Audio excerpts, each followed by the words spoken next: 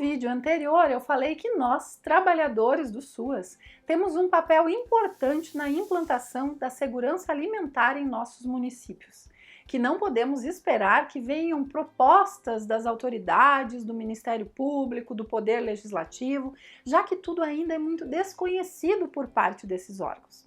E não é culpa deles. Aliás, isso é assim com tudo no mundo das leis. As legislações não ocorrem antes dos fenômenos sociais. Primeiro você tem algo que existe no mundo, que é criado ou simplesmente nomeado, para depois você ter uma lei que regula. Por exemplo, primeiro teve que ser possível fazer embriões in vitro, para depois vir a regulação disso via legislação. Enquanto não existia a possibilidade de fazer fertilização artificial, isso não era um problema jurídico, era algo que nem existia. Um dos melhores eventos que eu fui na vida foi o primeiro Congresso Brasileiro de Biodireito, ainda quando eu estudava medicina, lá por 2000. E foi lá que eu aprendi isso. Por exemplo, se um casal tem lá o seu material genético congelado e morre o homem, a mulher pode fazer um filho desse material, desse homem que já morreu? Sim ou não? Esse tipo de pergunta só passa a ser possível porque essa realidade hoje existe. Essa possibilidade existe. Então, primeiro a ciência cria algo, torna algo possível e depois o direito, a ética, eles precisam legislar sobre isso. Eles precisam pensar e regular. Isso é moral? Isso é ético? Isso é legal? Percebem? Às vezes, algo não é criado, mas já existia no mundo real e apenas é nomeado, é reconhecido socialmente. Os exemplos que eu sempre dou, porque eu acho bastante didáticos, são o bullying e a alienação parental. Fenômenos que sempre existiram, mas que quando ganharam um nome, passaram a ser reconhecidos socialmente, passaram a demandar uma legislação que dissesse que tal coisa é errada, que tal coisa não é ética, não é moral, e qual a pena para quem comete tal coisa. No caso, o bullying e a alienação parental. Dito isso, sobre o funcionamento das leis e das normas, sobre elas regularem coisas, fenômenos, enfim, que já existem, vejam o seguinte. Nos exemplos que eu dei, da fertilização, do bullying, da alienação parental, teve alguém que conhece o assunto e que levou esse assunto para os legisladores. O vereador não tem como saber o que é um problema, o deputado não tem como saber como é um problema, a não ser que ele seja da área ou que ele acompanhe as discussões em torno daquela área. E aí entramos nós. Nós também somos aqueles por quem estamos esperando na regulação de uma vez por todas dos benefícios eventuais nos municípios. Vamos falar hoje sobre isso? Vem comigo para mais essa conversa. Eu sou Ana Pincolini e esse é o Suas Conversas.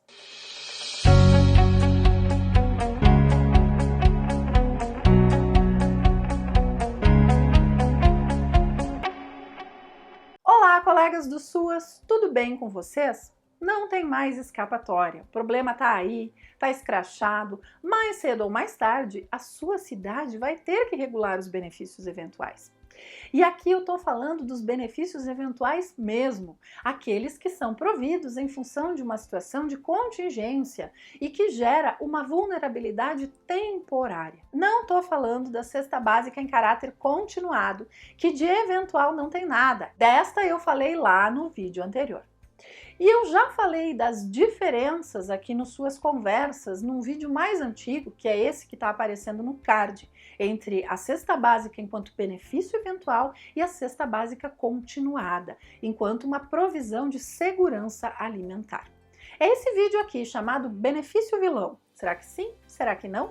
Que embora antigo ainda continua muito atual. Assiste depois desse vídeo aqui, vou deixar ele lá na tela final, porque ele complementa essa conversa de hoje. Mas antes de seguir, se você gosta de uma boa conversa sobre as suas, curte esse vídeo e se inscreve aqui no canal para ser avisado sempre que tiver vídeo novo. Isso ajuda o YouTube a espalhar esse conteúdo para mais pessoas, para mais colegas do SUAS que estão enredados nessas questões aí.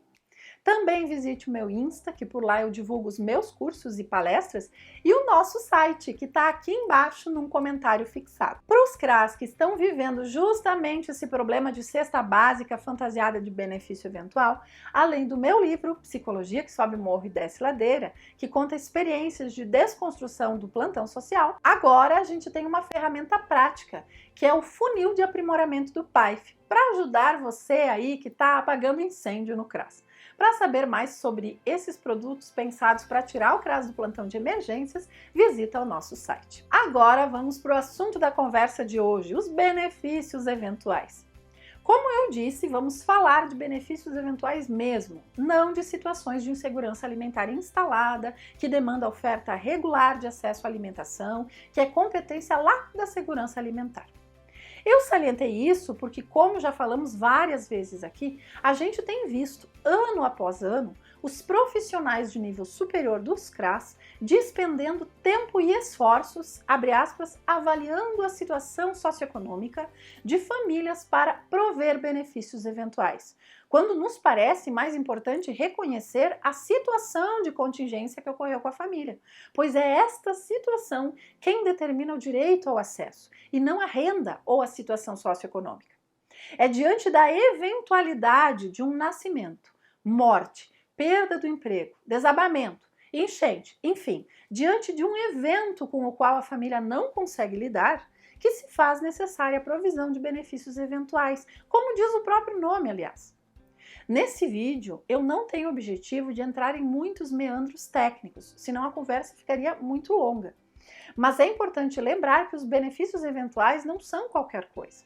Veja o que nos diz a LOAS, a Lei Orgânica de Assistência Social, lá no artigo 22. Abre aspas. Entendem-se por benefícios eventuais as provisões suplementares e provisórias que integram organicamente as garantias do SUAS e são prestadas aos cidadãos e às famílias em virtude de nascimento, morte, situações de vulnerabilidade temporária e de calamidade pública. Fecha aspas. Então, basicamente, estamos falando de 4 grandes categorias de benefícios eventuais: nascimento, natalidade, morte, mortalidade, vulnerabilidade temporária, e aqui entra a vulnerabilidade temporária de falta de acesso à alimentação, documentação civil básica, domicílio e transporte, sendo que o transporte merece um vídeo à parte, e a última, calamidade pública. Em todos esses 4 casos, estamos falando de situações temporárias, eventuais, nas quais as famílias vivenciam uma impossibilidade temporária, momentânea, de arcar por conta própria com o enfrentamento de contingências que provocam riscos, perdas e danos e que fragilizam a manutenção ou a sobrevivência.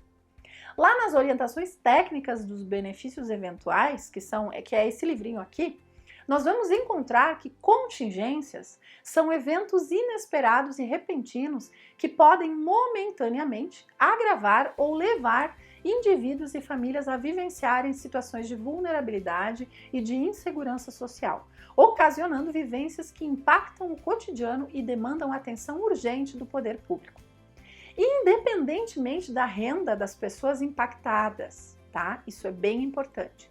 Vejam, os benefícios eventuais não devem ter critério de renda, justamente porque qualquer pessoa, independentemente da sua renda que ela tinha ou que ela tem, está sujeita a viver uma situação inesperada, como a perda do emprego, a perda de bens, o endividamento decorrente de um incêndio, um desabamento, um alagamento, um endividamento causado por uma situação de doença ou falecimento de um familiar, especialmente quando esse era o principal provedor da família, entre outros. Note que a contingência, ela pode gerar uma situação de vulnerabilidade temporária, mesmo em famílias que não eram vulneráveis. Mas ela também pode agravar uma situação de vulnerabilidade que era pré-existente. Por exemplo, uma família que não está previamente em situação de vulnerabilidade social, geralmente consegue arcar com as exigências materiais decorrentes de um nascimento ou de um funeral. Já o nascimento de um novo membro, o falecimento do principal provedor em uma família que já estava em vulnerabilidade social tem um impacto ainda maior, pois as demandas emocionais envolvidas nessas situações somam-se às demandas materiais. Em qualquer caso, seja a situação de vulnerabilidade causada pela contingência ou agravada pela contingência, o que caracteriza o acesso aos benefícios eventuais, como sinaliza a própria nomenclatura, é a eventualidade dessa necessidade. Esse é o ponto importante, porque é isso que direciona o olhar técnico. Não é a situação socioeconômica que o técnico vai analisar para prover um benefício eventual. Ele vai analisar o evento e os riscos, os danos, as perdas a ele associados. O que aconteceu com essa família que gerou uma situação de vulnerabilidade temporária? Ou o que aconteceu com essa família que agravou uma situação de vulnerabilidade pré-existente? Quais os impactos, perdas e danos envolvidos? São esses impactos, perdas e danos que os benefícios eventuais do SUAS vão mitigar. Ou seja, eles servem para mitigar os efeitos da contingência. Que outros encaminhamentos podem ser realizados? Isso a gente também vai se perguntar. Então, o principal objetivo do olhar técnico vai ser, basicamente, diferenciar situações eventuais de situações recorrentes e instaladas. Essa vai ser a principal análise a ser feita por meio da escuta qualificada de uma família quando a gente está provendo um benefício eventual. Então, se a legislação que regulamenta os benefícios eventuais no seu município ainda fala em critério de renda, ela precisa ser revista, já que contraria totalmente o entendimento atual. Se a legislação que regula os benefícios eventuais no seu município fala em doação, pior ainda. Assista esse vídeo aqui do card que vai ajudar você nessa questão. Se o seu município não tem legislação, meu Deus, é essencial no campo dos benefícios eventuais que ele tenha uma legislação local que estabeleça critérios claros e fluxos de acesso. A indicação é que essa legislação seja a própria lei do SUAS, com um capítulo destinado aos benefícios eventuais. Em muitos casos, pode ser indicado contratar consultoria externa para auxiliar o CMAS e a Secretaria Municipal de Assistência Social na construção ou na alteração dessas legislações atuais. Mas este é um investimento necessário. Ele vai organizar os fluxos de tal modo que os benefícios eventuais, os verdadeiros benefícios eventuais no caso, não sejam uma dor de cabeça para as unidades do SUAS e sim uma provisão organizada que faça parte do processo de trabalho do CRAS, que esteja contemplada em articulação com os serviços. Eu falei do CRAS, mas não só do CRAS, porque afinal de contas o CREAS, as demais unidades do SUAS, as unidades estatais do SUAS, elas podem e devem prover benefícios eventuais, tá? Não só o CRAS, aqui eu dei o CRAS como exemplo. Essa legislação tem que prever como a oferta vai ser, quais os prazos para que cada família ou indivíduo receba o benefício eventual. Esses prazos devem ser discutidos e pactuados no Conselho Municipal de Assistência Social, que aliás é um ator fundamental na discussão para a regulamentação dos benefícios eventuais ou para a atualização da legislação, caso ela esteja em desacordo com o entendimento atual. Como os benefícios são um direito previsto em lei, e um direito é algo reclamável pelas famílias, eles precisam ter critérios claros, prazos de concessão claros e tudo isso fixado na legislação local. Então, mexer em qualquer legislação envolve estudar esse tema, ter clareza sobre o que são os benefícios eventuais e levar essa discussão para espaços de decisão, como o CMAS, a gestão da assistência social, o poder executivo da prefeitura, enfim, como um todo, e a Câmara de Vereadores. Afinal, são os vereadores que aprovam as leis municipais. Então, meu povo, mais uma vez, nós somos aqueles por quem estávamos esperando.